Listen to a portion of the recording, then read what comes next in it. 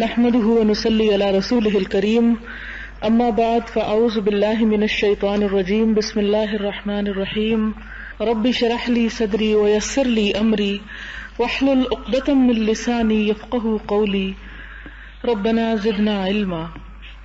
آج ہم باب نمبر 17 سے شروع کریں گے۔ اس باب میں 2 قرآن پاک کی آیات ہیں اور ایک حدیث نبوی ہے۔ اس باب کا نام ہے فی وجوب الانقیاد لحکم اللہ وما یقولہ من دعی الی ذالک وامر بمعروف او نہی عن منکر۔ اللہ کے حکم کی اطاعت کا ضروری ہونا اور جو اس کی طرف بلائے اور امر بالمعروف اور نہی عن المنکر کرے اس کو کیا کہنا چاہیے۔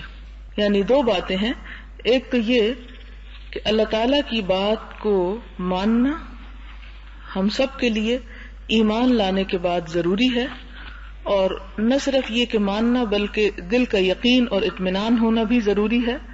اور اس کے ساتھ ہی جو شخص امر بالمعروف یعنی نیکی کا حکم دے اور نہی عن المنکر کرے، برائی سے روکے، تو اس کو کیا کرنا چاہیے اور اس کے جواب میں کیا ہونا چاہیے۔ تو سب سے پہلے قرآن پاک کی آیات ہیں۔ پہلی آیت ہے قال اللہ تعالی فلا وربک لا یؤمنون حتی یحکموک فیما شجر بینہم ثم لا یجدوا فی انفسہم حرجا مما قضیت ویسلموا تسلیما۔ اس کا معنی یہ ہے کہ خدا کی قسم وہ ایمان نہیں لائیں گے، وہ ایمان والے نہیں ہو سکتے حتی یحکموک، یہاں تک کہ وہ منصف بنائے آپ کو، فیصلہ کرنے والا بنائے آپ کو، فیما شجر بینہم، اس معاملے میں جو ان کے درمیان اختلاف ہو گیا، ثم لا یجدوا فی انفسہم حرجا، پھر اس معاملے میں وہ اپنے دل کے اندر کوئی تنگی محسوس نہ کریں، مما قضیت، اس سے جو بھی آپ فیصلہ کر دیں، ویسلموا تسلیما، اور وہ تسلیم کر لیں، مان لیں، پوری طرح مان لینا۔ دوسری آیت ہے انما كان قول المؤمنین اذا دعوا الى الله ورسوله ليحكم بينهم ان يقولوا سمعنا واطعنا واولئك هم المفلحون، کہ بے شک مومن لوگوں کی بات تو یہ ہوتی ہے کہ جب انہیں اللہ اور اس کے رسول کی طرف بلایا جاتا ہے تاکہ وہ ان کے درمیان فیصلہ کریں، تو جواب میں وہ کہتے ہیں سمعنا واطعنا، ہم نے بات سنی، یعنی اللہ اور اس کے رسول صلی اللہ علیہ وسلم کی، وَأَطَعْنَا، اور ہم نے اطاعت کی، وَأُولَئِكَ هُمُ الْمُفْلِحُونَ، اور ایسے ہی لوگ وہی دراصل فلاح پانے والے ہیں، کامیاب ہونے والے ہیں۔ اس باب میں ہم دیکھتے ہیں کہ بہت سی احادیث ہیں۔ ایک حدیث ہے جس حدیث میں اللہ کے رسول صلی اللہ علیہ وسلم فرماتے ہیں عن ابی ہریرہ، حضرت ابو ہریرہ سے روایت ہے، اور وہ روایت کرتے ہیں کہ لما نزلت علی رسول اللہ صلی اللہ علیہ وسلم، کہ جب حضور صلی اللہ علیہ وسلم پر یہ آیت نازل ہوئی للہ ما فی السماوات وما فی الارض، کہ اللہ ہی کے لیے ہے جو کچھ آسمانوں اور جو زمین میں ہے، وَإِن تُبْدُوا مَا فِي أَنفُسِكُمْ أَوْ تُخْفُوهُ يُحَاسِبْكُمْ بِهِ اللَّهُ، کہ اگر جو تمہارے دل کے اندر ہے اسے ظاہر کر دو یا چھپائے رکھو، اللہ تعالیٰ تمہارا اس پر حساب لے گا، یحاسبکم بہ اللہ، تمہارا محاسبہ کرے گا۔ تو آیت کا ظاہر تو یہ بتا رہا ہے کہ دل کی چھپی ہوئی باتوں پر بھی حساب ہوگا۔ اس پر صحابہ کرام بہت پریشان ہوئے، یہ آیت ان پر بہت شاق گزری، چنانچہ وہ آپ صلی اللہ علیہ وسلم کی خدمت میں حاضر ہوئے اور گھٹنوں کے بل گر کر آپ سے عرض کی، یا رسول اللہ صلی اللہ علیہ وسلم، ہم انہی امور کے مکلف کیے گئے جن پر ہماری استطاعت اور قوت تھی، جیسے نماز، روزہ، جہاد اور صدقہ وغیرہ، یہ تو ہم کر سکتے تھے، اور اب ہم پر یہ آیت نازل ہوئی ہے جو ہماری طاقت سے باہر ہے، اور وہ کیا، ہمارے خیالات پر بھی ہمارا محاسبہ کیا جائے گا۔ بعض اوقات انسان کے دل میں ایسے ایسے وسوسے آتے ہیں، ایسے ایسے گمان آتے ہیں اللہ، رسول اور مختلف چیزوں کے بارے میں، بعض اوقات انسان کے لیے سارے حقائق ایک مشکوک چیز بن جاتے ہیں، اور بعض اوقات انسان کے دل میں شیطان اللہ اور اس کے رسول صلی اللہ علیہ وسلم کی طرف سے بدگمانی بھی پیدا کر دیتا ہے، اور بعض اوقات انسانوں کے بارے میں بھی انسان بہت غلط بات سوچنے لگتا ہے جو کہ حقیقت پر مبنی نہیں ہوتی۔ تو اگر انسان کا ان تمام باتوں پر حساب لیا جانے لگے تو پھر تو کوئی انسان بچ ہی نہیں سکتا۔ اس لیے کہ خیال انسان کے بعض اوقات بس کی بات نہیں ہوتی، انسان اسے اپنے سے دور ہٹانا چاہتا ہے لیکن وہ ہٹ نہیں سکتا. تو اس پر صحابہ کرام بہت پریشان ہوئے اور آ کر حضور صلی اللہ علیہ وسلم سے عرض کی کہ یا رسول اللہ صلی اللہ علیہ وسلم ہم تو مارے گئے اگر ہمارا اس پر حساب ہو گیا. تو اس پر آپ صلی اللہ علیہ وسلم نے ارشاد فرمایا کہ تمہارا یہ خیال ہے کیا کہ وہی بات کہو جو تم سے پہلے یہود اور نصارہ کہہ چکے ہیں کہ ہم نے سن تو لیا مگر مانیں گے نہیں، بلکہ تم کو تو یہ کہنا ہے کہ سمعنا و اطعنا، ہم نے سنا اور ہم نے مان لیا. یعنی اس پر نبی صلی اللہ علیہ وسلم نے جب صحابہ کرام کا حال دیکھا اور ان کی گفتگو سنی کہ جس میں وہ یہ کہہ رہے تھے کہ یہ آیت تو ہمارے بس میں ہی نہیں کہ ہم اس پر عمل کریں کہ حساب ہوگا اور ہم اپنے خیالات کو اور اپنے ذہن کو صاف رکھ سکیں، تو اس پر نبی صلی اللہ علیہ وسلم نے فرمایا کہ کیا تم بھی وہی کہنا چاہتے ہو جو تم سے پہلی قومیں کہہ چکی؟ اور پہلی قومیں کیا کہہ چکی تھی؟ یہود و نصارہ سمعنا و عصینا، ہم نے سنا اور ہم نے نافرمانی کی، ہم نہیں بات مانتے، ہم نہیں مان سکتے. جیسے کہ موسیٰ علیہ السلام کو ان کی قوم نے کہا اذهب انت وربک فقاتلا انا ہاہنا قاعدون، کہ جاؤ تم اور تمہارا خدا جا کے لڑے، ہم تو یہاں بیٹھے ہیں. تو اس پر حضور صلی اللہ علیہ وسلم نے فرمایا کہ نہیں، امت مسلمہ کا یہ کام نہیں ہونا چاہیے، بلکہ ہونا یہ چاہیے کہ جو کچھ وہ سنے اس پر وہ کہیں کہ ہم نے سنا اور ہم نے اطاعت کی. اور پھر اس کے ساتھ ہی جو آیت کا اگلا حصہ ہے غفرانک ربنا و الیک المصیر، کہ اللہ تیری ہی بخشش ہم چاہتے ہیں اور تو ہمارا رب ہے اور تیری ہی طرف ہمیں لوٹنا ہے. تو جب اس پر صحابہ کرام نے یہ آیت پڑھ لی اور ان کی زبانوں نے اسے قبول کر لیا تو اس کے بعد آمن الرسول کی آیت نازل ہوئی. اور وہ آیت کیا ہے؟ آمن الرسول بما انزل الیہ من ربہ والمؤمنون کل آمن باللہ وملائکتہ وکتبہ ورسلہ لا نفرق بین احد من رسلہ وقالوا سمعنا واطعنا غفرانک ربنا والیک المصیر. اس آیت کا مطلب یہ ہے کہ رسول اپنے رب کی طرف سے نازل شدہ کتاب پر ایمان رکھتے ہیں اور تمام مومن بھی سب اللہ پر، اس کے فرشتوں پر، اس کی کتابوں پر، اس کے سب رسولوں پر ایمان رکھتے ہیں اور کہتے ہیں کہ ہم اس کے رسولوں میں کچھ فرق نہیں کرتے، اور وہ اللہ سے کہتے ہیں کہ ہم نے تیرا حکم سنا اور قبول کیا. اے پروردگار، ہم تیری بخشش چاہتے ہیں اور آپ ہی کی طرف ہمیں لوٹ کر جانا ہے. جب انہوں نے یہ کر لیا تو اللہ تعالیٰ نے وہ حکم منسوخ کر دیا جو پہلے فرمایا تھا، اور پھر فرمایا کہ لا یکلف اللہ نفسا الا وسعها، اللہ تعالیٰ کسی جان کو اس کی وسعت سے باہر بوجھ اس پر نہیں ڈالتا. مراد کیا ہوا پھر؟ اس حدیث کا مطلب کیا ہوا؟ اس کا مطلب یہ ہے کہ یہ آیت منسوخ ہو گئی. منسوخ ہونے کا مطلب کیا ہے کہ اب اس کا محاسبہ نہیں ہوگا کہ جو چیزیں انسان کے بس میں نہ ہو، انسان کی طاقت میں نہ ہو، بلکہ کس کا ہوگا؟ جو انسان جان بوجھ کر کرے. اس کا معنی کیا ہے؟ اس کو ہم ایک بہت آسان مثال سے سمجھ سکتے ہیں کہ وہ شخص جس کے پاس ہیں ہی کل 5 روپے، اس سے یہ نہیں پوچھا جائے گا کہ تم نے یہ 5 روپے اللہ کے راستے میں کیوں نہیں خرچ کیے. لیکن اگر کسی کے پاس زیادہ مال ہے تو اس سے بہرحال ضرور پوچھا جائے گا کہ اس نے اللہ کے راستے میں اپنے مال کا ایک حصہ کیوں نہیں نکالا. جس کے پاس 1 لاکھ ہے اس کا حساب اسی 1 لاکھ میں ہے، جس کے پاس 1 کروڑ ہے تو اس کا حساب کروڑ میں ہے، اور اس سے زیادہ اور زیادہ، یعنی ہر شخص کا حساب اسی کے مطابق. مثلا آپ دیکھیں کہ ایک شخص اگر زندگی میں صرف 20 سال جیتا ہے، اس کی زندگی ٹوٹل 20 ایئرز ہے، تو اس سے یہ نہیں پوچھا جائے گا کہ تم نے 40 سال نماز کیوں نہیں پڑھی. کیوں؟ اس لیے کہ وہ تو اس کی طاقت سے باہر ہے، اس کی لمٹ سے باہر ہے کہ وہ پڑھ ہی نہیں سکتا. اسی طرح آپ دیکھیں کہ ایک شخص ہے، وہ فقیر ہے، 2 وقت کے کھانے کا اس کو نہیں ملتا، اس سے نہیں پوچھا جائے گا کہ تم نے حج کیوں نہیں کیا، جو کہ اسلام کا ایک بیسک پلر ہے. اسی طرح وہ شخص جو آنکھوں سے اندھا ہے، جو چل نہیں سکتا، جہاد فرض ہونے کے باوجود اس سے نہیں پوچھا جائے گا کہ تم نے جہاد کیوں نہیں کیا. ایک شخص جو ان پڑھ ہے بالکل، اس سے نہیں پوچھا جائے گا کہ تم نے قرآن کیوں نہیں پڑھا، اس لیے کہ وہ پڑھ ہی نہیں سکتا، اسے پڑھنا سکھایا ہی نہیں گیا. لیکن وہ جس کے پاس مواقع تھے، چانسز تھے، وہ کر سکتا تھا اور پھر جان بوجھ کے نہ کیا، سستی سے نہ کیا، غفلت سے نہ کیا، تو اس کا سوال اور اس کا حساب تو بہرحال ہوگا. ایک شخص وہ ہے کہ جو ایک اچھی نیت کر سکتا تھا اور اس نے اچھی نہیں کی، بری نیت کی، اس کا حساب تو ہوگا. لیکن ایک وہ شخص کہ جس نے اچھی نیت کی اور پھر بھی اس کے اندر کوئی کمی کوتاہی رہ گئی، تو اس کمی کے بارے میں اس سے سوال نہیں کیا جائے گا. تو اصل بات پھر کیا ہوئی، اصل حقیقت کیا ہوئی کہ ہر انسان کا حساب اسی دائرے کار کے اندر ہے، انہی لمٹس کے اندر ہے جہاں تک انسان جا سکتا ہے، جو اس کی رسائی میں ہے، جو اس کی پہنچ میں ہے. اب آپ دیکھیں کہ حضور صلی اللہ علیہ وسلم نے فرمایا بلغوا انی ولو آیا، مجھ سے آگے پہنچاؤ خواہ ایک آیت ہی کیوں نہ ہو. اب ہر شخص تو تقریر نہیں کر سکتا، ہر شخص تو درس نہیں دے سکتا، کیونکہ اللہ تعالیٰ نے مختلف مزاج بنائے ہیں، مختلف طریقے اور مختلف انسان کی سوچیں بنائی ہیں. تو کیا اس کا مطلب ہے کہ وہ شخص جو درس نہ دے سکتا ہو وہ ایک آیت کیا اللہ تعالیٰ کے دین کی آگے نہیں پہنچا سکتا؟ پہنچا سکتا ہے.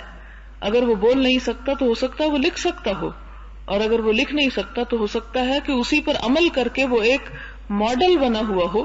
جیسے کہ آپ دکانوں میں جاتے ہیں اور آپ نے کئی دکانیں ایسی دیکھی ہوں گی کہ جہاں اشتہار نہیں لگے ہوتے بلکہ مختلف تصویریں لگی ہوئی ہوتی ہیں یا مختلف ماڈل اس طرح کے رکھے ہوئے ہوتے ہیں، ڈمیز پڑی ہوئی ہوتی ہیں کہ جن کے اوپر لباس پہنا کر انہیں کھڑا کر دیا جاتا ہے کہ ہر آتا جاتا شخص دیکھے کہ یہ لباس کس طرح کی پرسنالٹی پر کس طرح ابھرتا ہے.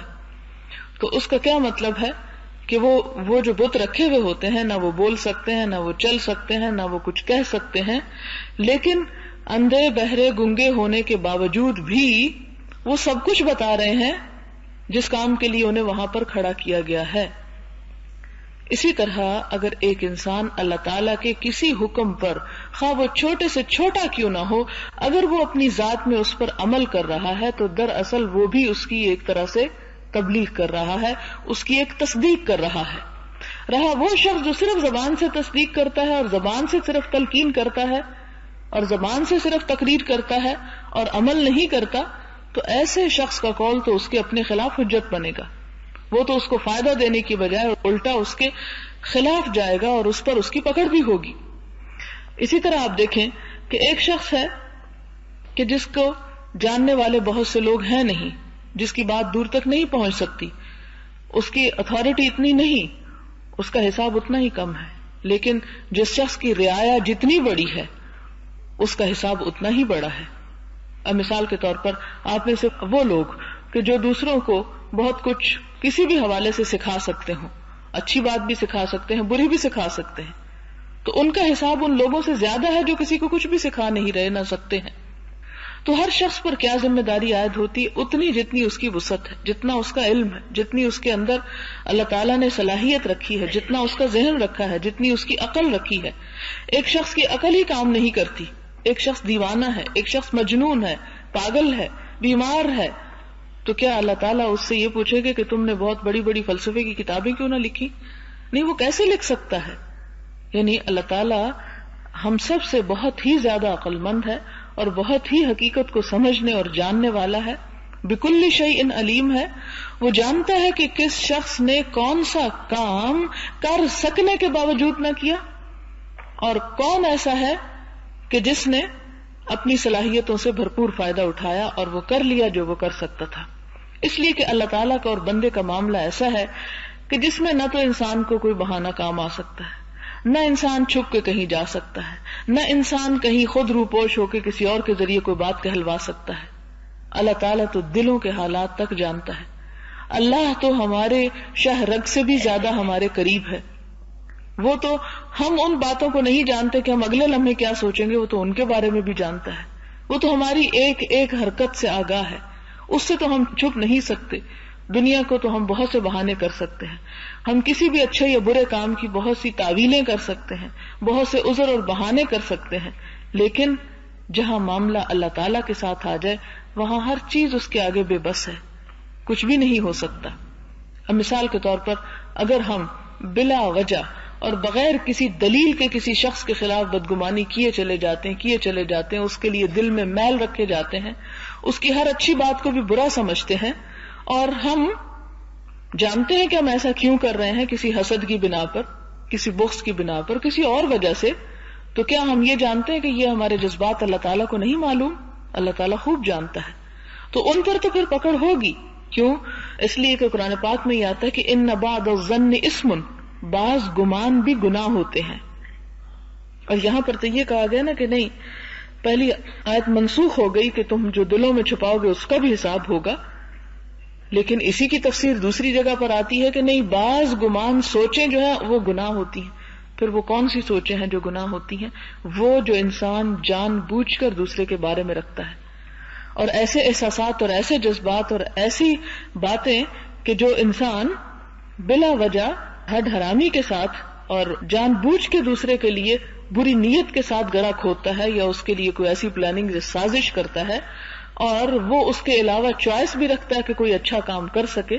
یعنی ذہن جو ہے وہ انسان سے یا انسان کی پرسنالٹی سے ہٹ کر کوئی چیز نہیں ہے، انسان کی سوچ اور عمل میں بالکل مطابقت ہوتی ہے.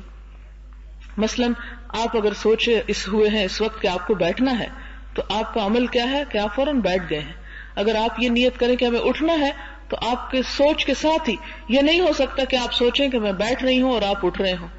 ایسا بہت کم ہوتا ہے، کبھی کبھار ایسا ہوتا ہے غلطی کے ساتھ، لیکن ہمیشہ سوچ اور عمل جو ہے وہ ساتھ ساتھ چلتی ہے. اسی طرح اگر ہم غلط کاموں کے بارے میں سوچتے ہیں اور اس کا نتیجہ غلط نکلتا ہے، تو پھر اس غلط نتیجے کی اس غلط سوچ کے ساتھ ہی پکڑ ہوگی. اب آپ دیکھیں کہ انسان جو ہے قیامت کے دن اپنے نیتوں پر اٹھائے جائیں گے. اس کا کیا مطلب ہے؟ نماز بہت سے لوگ پڑھتے ہیں، تو آپ کا کیا خیال ہے کہ سب کی نمازوں کا ایک وزن ہوتا ہے؟ ہرگز بھی نہیں. مسکرا کے سب ملتے ہیں، لیکن کیا خیال ہے کہ ہر شخص جو مسکرا کے ملتا ہے اس کے پیچھے اس کے لیے اتنا ہی اجر ہے جو ایک کا ہے؟ نہیں. اسی طرح صدقہ و خیرات سب لوگ کرتے ہیں، لیکن کیا خیال ہے کہ ہر وہ شخص جو 5 روپے خرچ کرے اس کا ثواب اتنا ہی ہے جو ایک کو ملا؟ نہیں. کیا فرق ہے؟ ہر ایک کی نیت اور خلوص اور جذبے کا فرق ہے.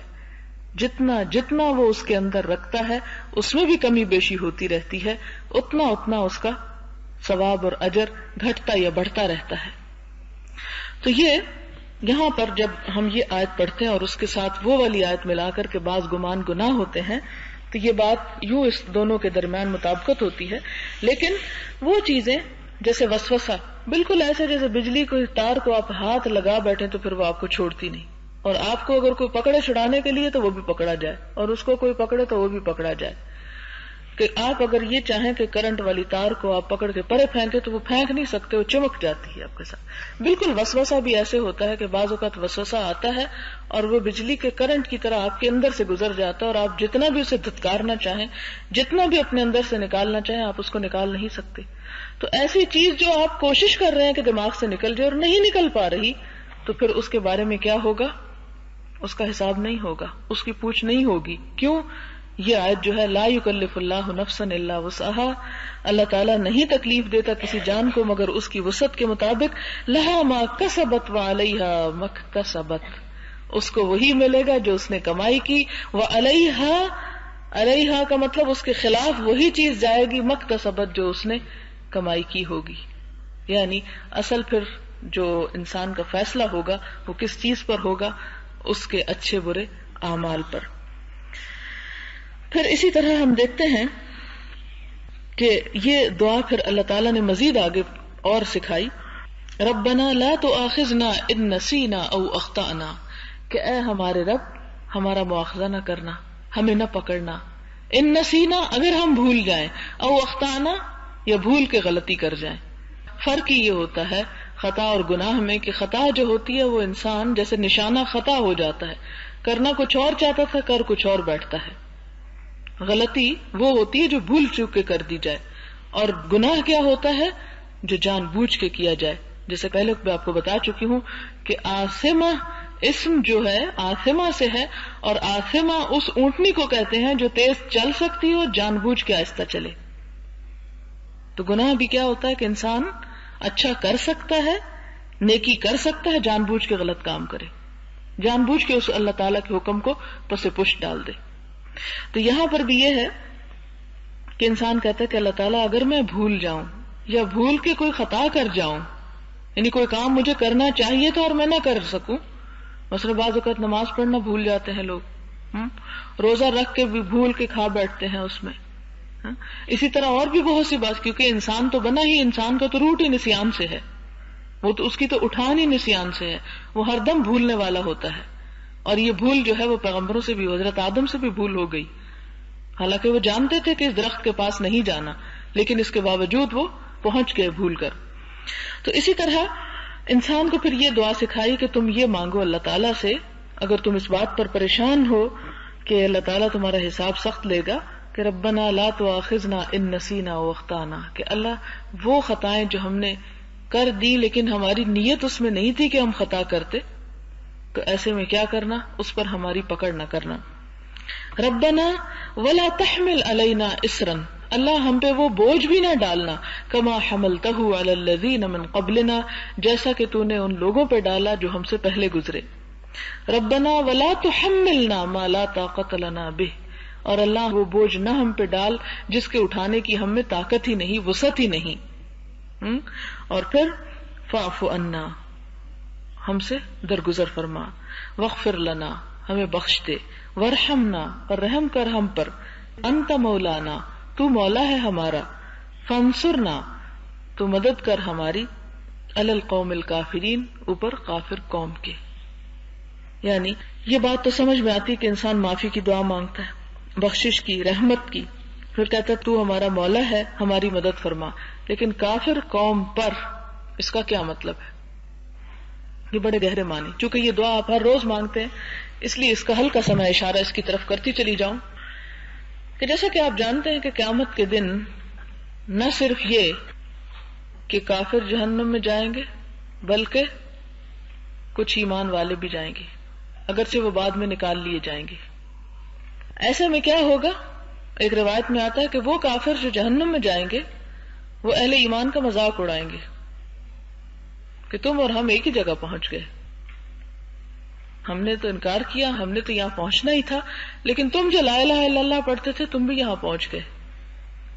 تو اس وقت یہ جب دعا انسان مانگتا تو انسان کہتا ہے فانصرنا علی القوم الکافرین، یا اللہ ہمیں اس کافر قوم کے مقابلے میں ہماری مدد کر کہ ہم وہ کام نہ کریں، ان چیزوں سے بچ سکیں کہ جس کے وجہ سے ہمارا انجام اور ان کا ایک ہو. یعنی یہ اس لنک میں آ رہی ہے. ویسے تو یوں لگتا ہے نا جیسے ایک الگ حصہ ہے، پہلے ہم معافی کی اور بخشش کی اور رحمت کی دعائیں مانگتے مانگتے کہتے ہیں کہ اللہ ہمیں کافروں پہ مدد کر. عموماً لوگ اس کی تفسیر یوں کرتے ہیں کہ جب کافروں سے ہمارا جہاد ہو یا مقابلہ ہو تو اس میں تو ہمیں فتح بخشنا. یہ صرف اس معنی میں نہیں ہے، بلکہ اس معنی میں بھی ہے ایسے مواقع پہ ہمیں رسوا نہ کرنا، جیسے کہ ایک اور جگہ پر آتا ہے وَلَا تُخْزِنَا يَوْمَ الْقِيَامَةِ، کہ اللہ یہ ہمیں قیامت کو ہمیں رسوائی نہ دینا، رسوا نہ کرنا. اور رسوائی کیا ہے ایک مومن کے لیے؟ کہ وہ اللہ کا نام بھی لے اور اللہ تعالیٰ پھر اس کو سزا بھی دے دے. اس سے بڑھ کے کیا رسوائی ہے کہ آپ کسی کو کہیں یہ میری دوست ہے، یہ میری دوست ہے، یہ میری دوست ہے، اور وہ جب معاملہ کرنے لگے تو دشمنوں جیسا کرے. تو اس میں انسان کی کیا ہو جاتی ہے؟ پھر ایک طرح سے رسوائی ہوتی. تو اللہ ایسی رسوائی نہ ہماری قسمت میں کرنا اور ہماری مدد فرمانا.